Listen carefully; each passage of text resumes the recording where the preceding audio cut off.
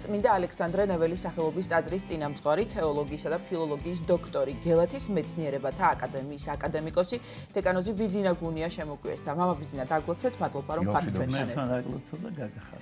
დიდი მადლობა კიდევ ერთხელ ღვთისმსახურების მაცხოვნებელი მნიშვნელობის შესახებ გვინდა დღეს რომ ვისაუბროთ. ჩვენ ვიცით რომ ღვთისმსახურება არის ეკლესიური ცხოვრების განუყოფელი ნაწილი და ვიცით რომ არსებობს ასევე კერძო და საზოგადო ღვთისმსახურება.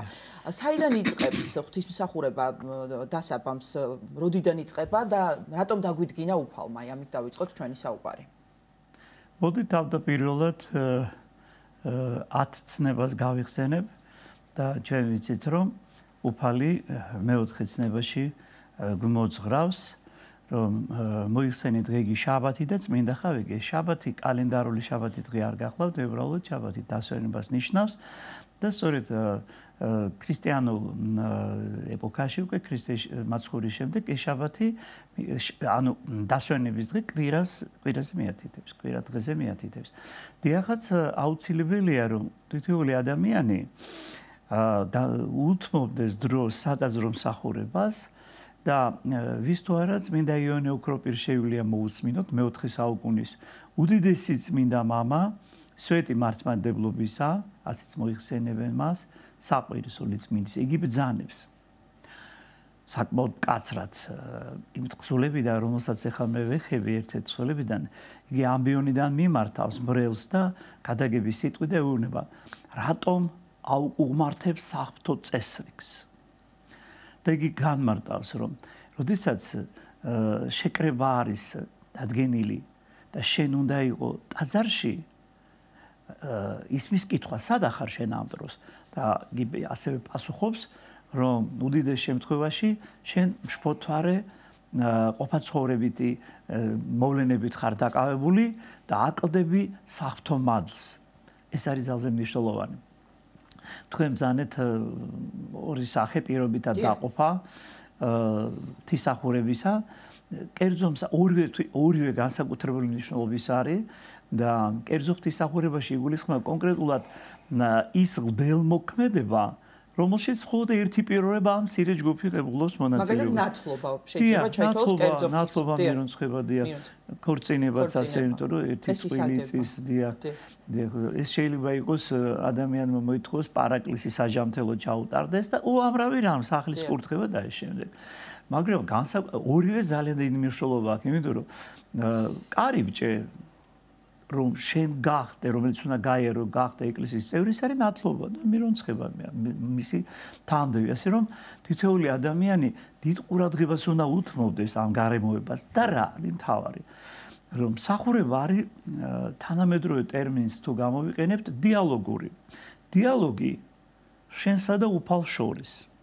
უფრო კარგი იქნება თუ ვიტყვით, ეს არის მადლისმიერი ერთობა ქმნილებასა და შემოქმედს შორის.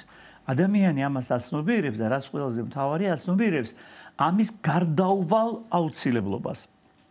ერთგან უფალი ბრძანებს არარაი ძალგის თვინიერ ჩემს არცა ერთი და თუ მიუმატებთ მეორე სწავლებას, რომ შეუძლებელია ადამიანი ცხონდეს ღმერთის შეწევნის გარეშე, გასაგებია რომ ჩვენთვის ღვთისმსახურებას განსაკუთრებული მნიშვნელობა აქვს. მაინც რა ხდება საზოგადო ღვთისმსახურებაზე, ორი სიტყვით რო ვთქვათ და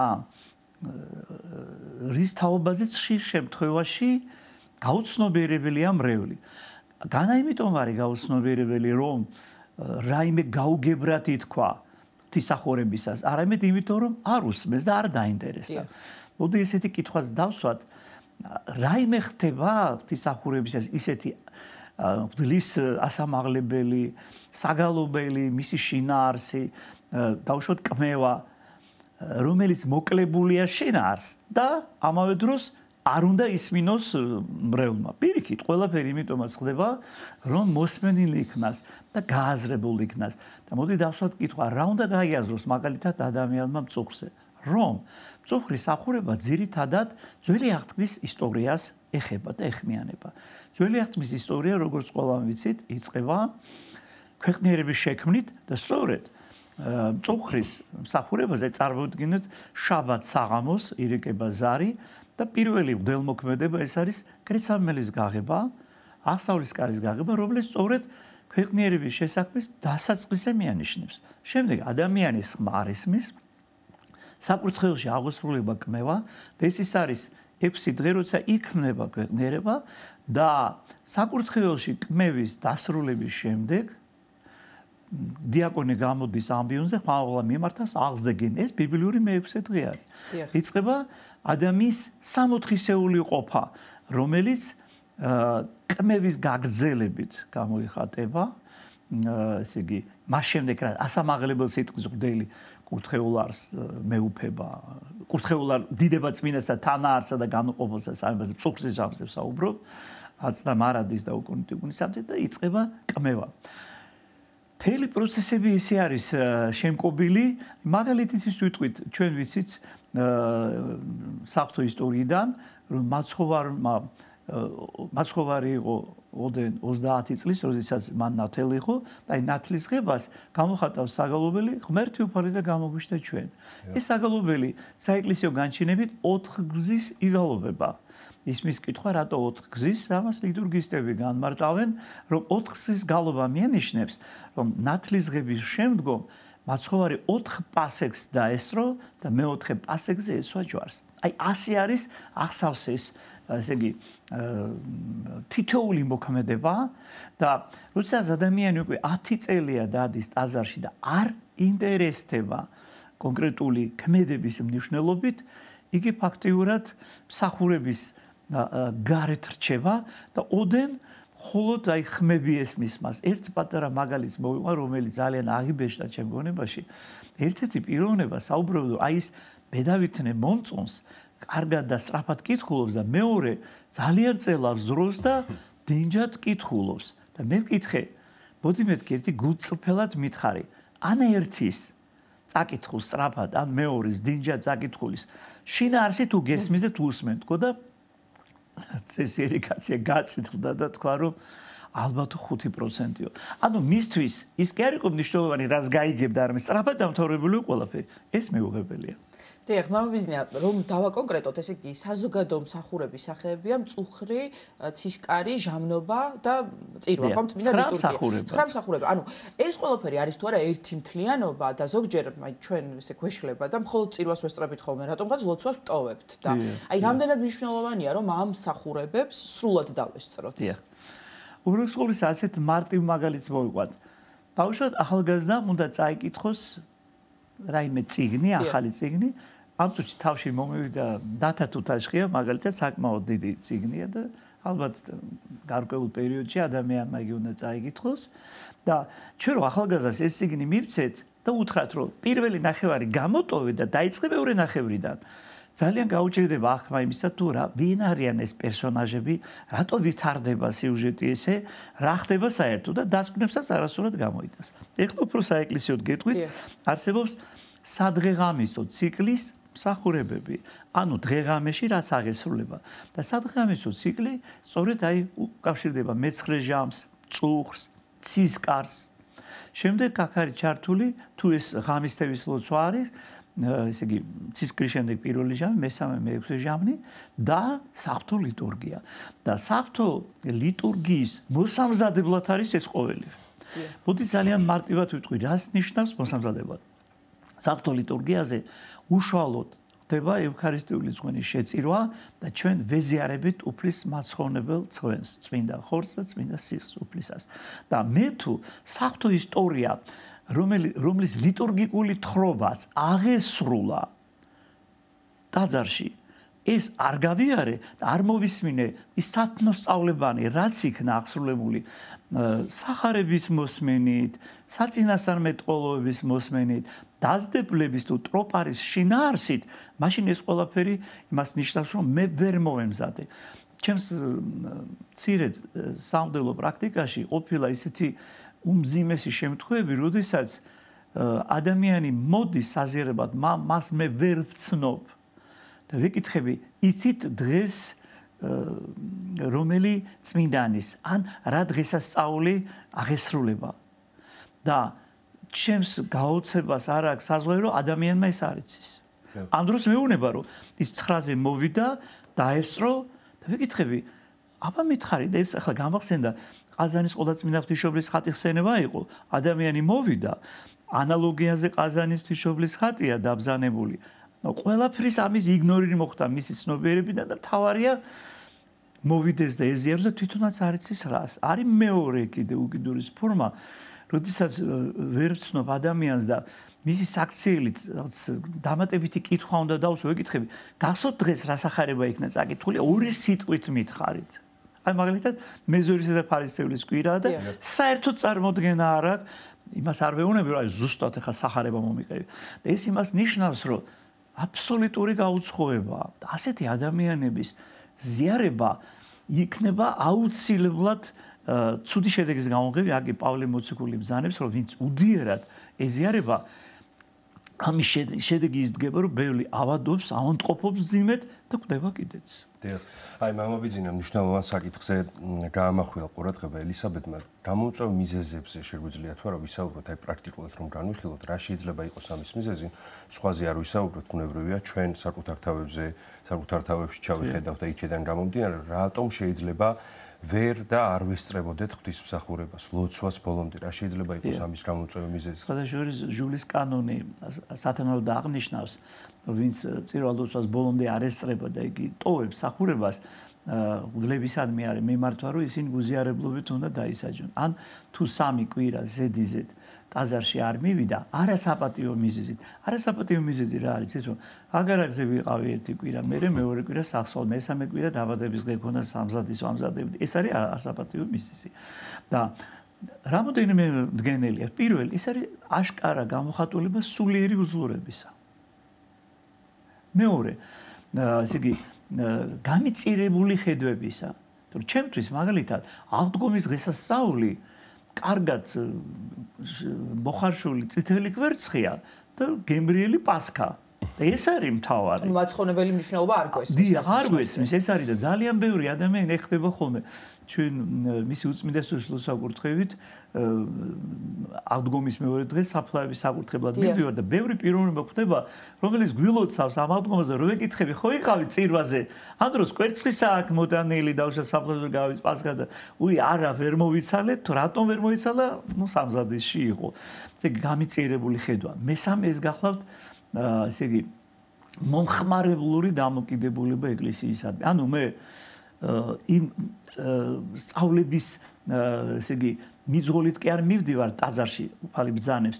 ეძიებდით პირველად სასუფეველო სამართლისა და სიმართლისა მისა და ესე ყოველი შეგეძინოთ თქვენ. არაბეთ შვილები მინდა კარგად ყავდეს. მინდა რომ პარაკლისი ჩაუტარო ადამიანი მთხოვს რომ აი ადამიანი სამსახურს ვერ შოულობს დაბალი ხელფასზე და მაღალ ხელფასზე უნდა. საქმე რა ისიც რომ ეს მოთხოვნები ცუდი არ არის, მაგრამ ამან არ უნდა შეავსოს თელი შენი არსება.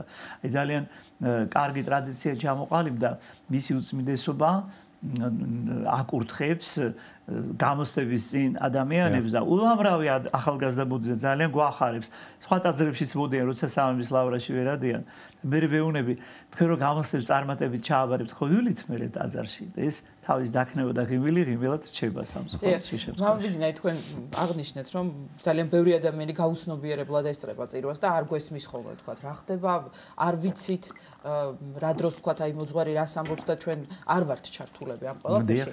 აი რომ გამომარტოთ მაყურებელს, ვიცით რომ 3 ნაწილისგან შედგება, ხო? წმინდა ლიტურგია, ეს არის კვეთა, კათაკმეველთა ლიტურგია და მართალთა ლიტურგია. აი სანამ წირვა დაიწყება, მანამდე მოძღვარი, რომელიც მწირველია, გამოდის ხოლმე ამბიონზე, ჯერ კიდევ არ არის აღსავლის კარი ღია, ოლარით არის მხოლოდ. შემთხვევით ლოცვებს ვკითხულობ. აი რას ნიშნავს ეს ლოცვები?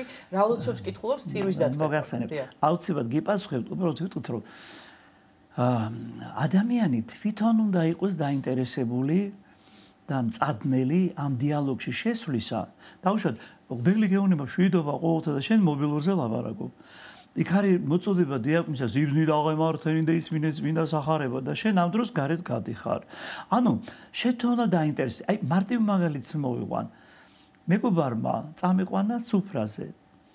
და ხონდა დაინტერესდე რა ოჯახია, ვინ არის. ბოლო ის უნდა იცოდე დაბადების დღეზე წავედი თუ ქელეხის უფრა, რო იქ ქელეხის უფრაზე სიმღერა არ მომინდეს. და უნდა ზუსტად ვიცოდე ალილუია მსახურებაა თუ ღმერთი უფალის, რისთვის მოვედი. და რატო გაიყო აღსავლის კარი? როცა არ ვიცი, ჩავინიშნე და ვკითხავ მოძღვარს. რატო აღესრულა კმევა? ბევრი გვეკითხება კმევის დროს ჩვენ კმევალ ღვთლისკენ უნდა მოუბრუნდეთ თუ როგორ უნდა მოვიქცეთ? პასუხი ესეთია, გააჩნია რომელ კმევაზე. თუ ეს მსახურების დაწყების წინა როგორც მოგახსენეთ წულყრი დაწყების ეს კმევა ეხება ეს კმევა იკმევა ხატები და არა ხალხი. ხალხი ამბიონიდან იკმევა. ასე რომ ძალზე მნიშვნელოვანია ჩვენ თვითონ ვიყოთ მოწადინებული, რატო გაიღო აღსავლის კარი? წმინდა ბარძიმე რას ნიშნავს? და ამის უამრავი წიგნები არსებობს, როდესაც 1 წელი არ აუშვას, მაგრამ 10 წელია და ასე ვეუბნები ხოლმე ჩემს რელს, რომ აი წარმოიდგინე მე 10 კლასში უნდა იყო და მეორე კლასელის ცოდნა გაკანო, ისევ ანბანი ისწავლე და მიმატება და გამოკლება და ცოტა წინ ვერ წახვედი. ეხლა რა შეეხება შემთხვევის ლოცვებს. საღვთო ლიტურგია არის სადღეღამისო ციკლის უმნიშვნელოვანესი მსახურება. ესე იგი გამოუკვეთო სათქმელი ერთ რამეს ვიყი მართლმადიდებლის ცხოვრებიდან ღვთისმსახურება რომ ამოვაგდოთ არაფერი არ შეგვჩება. მამალმა შეიძლება მითხრას როგორ არა მე ბიბლიას ვსწავლობ და ზედმიწევნით ვიცი განმარტებები. იქ მავანი იტყვის მე ჟულის კანონი დავიზეპირი ბოლომდე წმინდა მამები ვიცი კი მაგრამ რა ჩარაა ეს თუ მსახურებაში არ მონაწილეობ. გესმით რა მხოლოდ მნიშვნელოვანია და ამას აცნობიერებს რა დედა ეკლესია უდლებს განუწესებს რომ სათანადოდ სანამ საკურთხეველში შეიმოსება და ღვთისმსახურებას აღავლენ სათანადოდ მოემზადოს. იქ არის ლოცვები, რომელიც ესე იგი ჯერ დასაწყისი ლოცვებია, შემდეგ მიემართება ყველა წმინდა ღვთისმშობელს აუცილებლად, მაცხოვარზე ისე ყველა ღვთისმშობელს და მე ხდელი აღავლენს ხელს და ამბობს იმ ლოცვას, რომელიც მის საღმრთო საიდუმლოში მონაწილეობას ეხება. ეს ძალიან მნიშვნელოვანია. ამის შემდეგ მოგზალებით შედის ჩრდილოეთ კარით აუცილებლად მოიხრის ქედსანგსის და ამბობს ღმერთო მილხინე მეწოდე შემიწყალე. ამის შემდეგ იწყება შემოსვა. თითოეულ შესამოსელზე იკითხება სათანადო ლოცვა, შესამოსელს გულისხმობ კვართი, სტიხარს სამდელო სტიხარი კვართი, ოლარს ამაჯურები რა ქვია ფილონი აუცილებლად შემდეგ თუ უდელს აქ მინიჭებულის ენქერი მიტრა.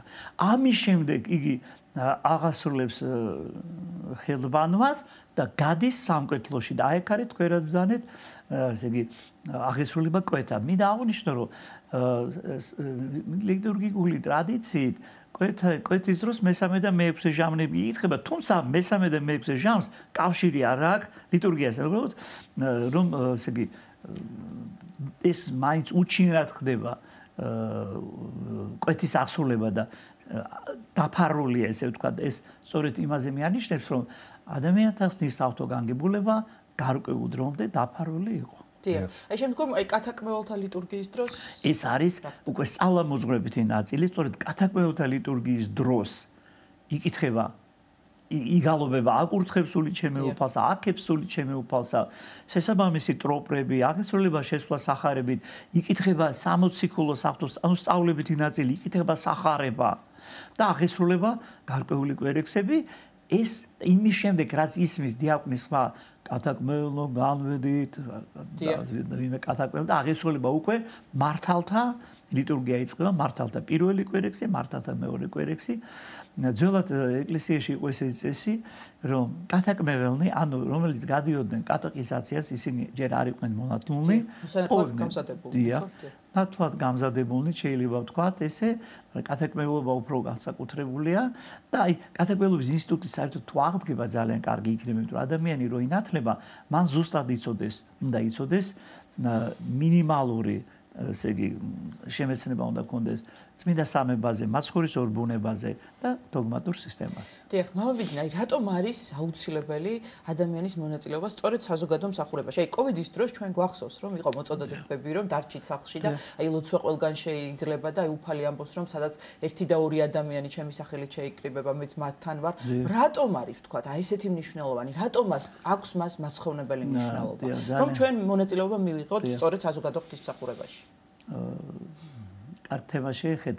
იმ მძიმე პერიოდში მსოფლიოს არაერთ მართლმადიდებლ ქვეყანაში გამოიცა ბრძანება, კურთხევა, რომ არ დასრულებულ მსახურებას. სულაც საქართველოს კათოლიკოს პატრიარქმა ილია მეორემ მოიგოს ეს კურთხევა, რომ არც ერთ საქართველოში არც ერთი ეკლესიის კარი არ დაეხურება და ერთი ადამიანიც რომ მოვიდეს, მისთვისაც იქნება საფრთხო მსახურება აღსრულებული და ერთი ადამიანი კი გადავსებული იყო ტაძრები და უწმინდეს კურთხევი იყო, ვინც ვერ შეძლებს მოსვლას. და ის სათანადოდ მოიმზადეთ სახში მიაბზანეთ წმინდა ზიარება და იქ აზიარეთ. ესე იგი რატომ არის აუცილებელი ცით ჩვენ სერობას ვესწრებით. ანუ ვეზიარებით რა მაცხოვრის წმინდა ხორცს და სისხლს ვახცევთ უფალთან ისეთ ერთობას, რომელიც აქ ხორცში მყოფ ადამიანებს არ ძალუძს.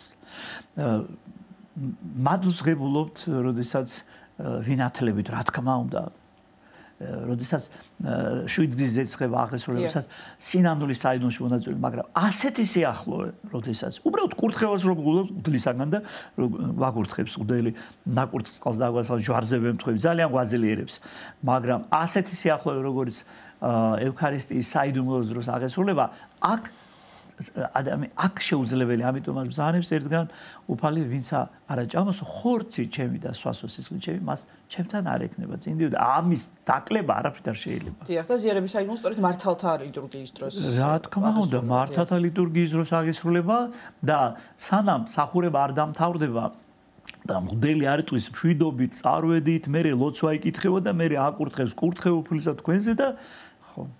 ძალიან საინტერესო თემას შევეხეთ, მე ვუსმენდი ანონს მსახურების და დღეს წმინდა დიდი გიორგი ჭყონდიდელის სცენების დღე არის.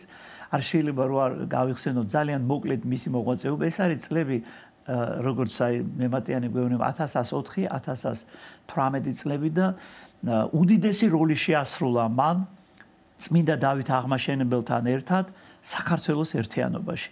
მე მახსოვს სრულიად საქართველოს კათოლიკოს პატრიარქის საოცარი სიტყვები. ვერ იქნებოდა დავით აღმაშენებელი, რო არ ყოფილიყო გიორგი ჭყონდიდელი და არ იქნებოდა გიორგი ჭყონდიდელი, რო არ ყოფილიყო დავით აღმაშენებელი. სწორედ მათ შეასრულეს ის საოცარი, წარმოგვიჩინეს საოცარი ტანდემი, რომელიც სასულიერო და საერო ხელისუფალთა ერთობლივი ძალისხმევით საოცარ შედეგს იძლევა. ახლაც არის შესაძლებელი და ძალიან კარგი იქნება და ვხედავ ჩვენ ამის საოცარ ნიშნებს, რომ სახელმწიფოს მესვეურნი ერთგულებენ ეკლესიის მესვეურს და ორივე აი საოცარი სინერგიაა მათ შორის, ეს გამოიღებს აუცილებლად კეთილ ნაყოფს. დიახ. და მოვიძინა წლების განმავლობაში არასწორად და დამახინჯებულად დასწავლიდნენ ბავშვებს ისტორიას და ესეთი ინფორმაცია იყო, თქვათ, მიწოდებული ბავშვებისთვის, მოზარდებისთვის, რომ თითქოს აი დავით აღმაშენებელმა გაწმინდა ეკლესია და თქვათ წესრიგი დაამყარა და ამ დროს იმას არ ამბობდნენ, რომ მოქმედებდა სწორედ წმინდა გიორგი ჭყონდიდელის კურთხევით, ხომ და მითითებით. რა თქმა უნდა, იცით, რა თქმა უნდა, საერო პიროვნება ვერც ესე იგი მღვდელს აკურთხებს და საერთოდ ვერაფერს ვერ გააკეთებს, თუმცა ამით არ კნინდება სამეფო მსახურების როლი. რა თქმა უნდა, ეს არასწორია, იცით რა, როდესაც ჩვენ თვალსაწიერიდან გაგვისხლდება, საიდან საით მივდივართ, ანუ ესე იგი 64-დან სასუფევლისკენ, მაშინ ყველაფერი არეულია უკვე. მაშინ ყველაფერი მიწიერი თვალსაწიერით იმზირება და მე მიმაჩნია რომ სიკვდილით ყველაფერი მთავრდება. ამ დროს სიკვდილით იწყება ყველაფერი, ანუ მარადიული ცხოვრება, ადამიანი გაივლის რა ესე იგი თავისი ცხოვრების, აი ხორცელი ცხოვრების ნაწილს, შემდეგ მარადილობაში აგზელებს ცხოვრებას. და მტრეთი დაღუების შემდეგ ეს სხეულებრივადაც, თუმცა ეს სხეულს განსაკუთრებული თვისებები აქვს, მარადილ სასუფეველში გიეს. აი აქეთკენ მივდივართ, მაგრამ აქ საშინელი სამჟავრო გველის, აი ეს არ უნდა დაგვავიწყდეს. ვისაც საშინელი სამჟავრო ავიწყდება, ის რა თქმა უნდა არასწორად და არაჯეროვან დასკვნებს გამოიტანს. ძალიან დიდი მადლობა ვილოცავთ წმინდა გიორგი ჭყონდიდელის ხსენებას, ვილოცავთ ჩვენს მაყურებელსაც და ვეტყვით, რომ წმინდა ალექსანდრე ნეველის სახელობის ტაძრის წინამძღვარი, თეოლოგიისა და ფილოლოგიის დოქტორი, გელათის მეცნიერებათა აკადემიის აკადემიკოსი დეკანოზი ბიძინა გუნია საუბრობდა სტუდიაში.